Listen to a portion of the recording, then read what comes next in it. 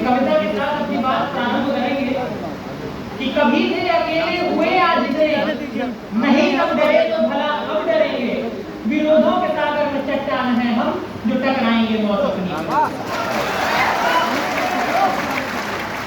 सारे समाज के प्रबुद्ध जनों को और मेरे अभिभावकों को बहुत बहुत प्रणाम।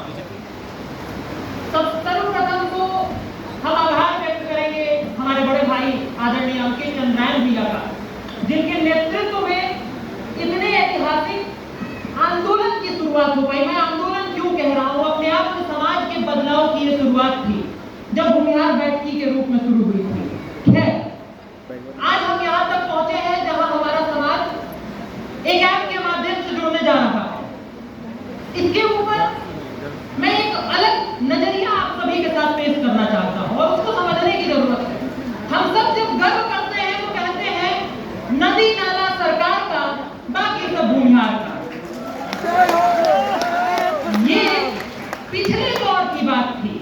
अब नए दौर की बात ये है कि ये एआई का दौर है, ये टेक्नोलॉजी का दौर है, तो डिजिटलाइजेशन भी भूमिहार का होना चाहिए, इंडस्ट्रियलाइजेशन भी भूमिहार का होना चाहिए, एजुकेशनल इंस्टीट्यूशन भी भूमिहार का होना चाहिए, यहाँ तक कि फाइनेंशियलाइजेशन भी भूमिहार का होना चाहिए। और इस दौर में जब इकोनॉमी कैपिटलाइजेशन की तरफ चली गई है, ट्रांसफॉर्मेशन भी भूमिहार समाज का होना चाहिए। ये बात मैं क्यों कह रहा हूँ? ये बात मैं इसलिए कह रहा हूँ क्योंकि ऋग्वेद में कहा गया है कि अच्छा ज्ञान कहीं से भी मिले उसे धारण कर लेना चाहिए। एक छोटा बच्चा दिव्यांशु नाम का इस कार्यक्रम की शुरुआत में एक बात कर रहा था कि समाज और समय से जो साथ नहीं चलता है वो समय के बहुत पीछे छूट जाता है।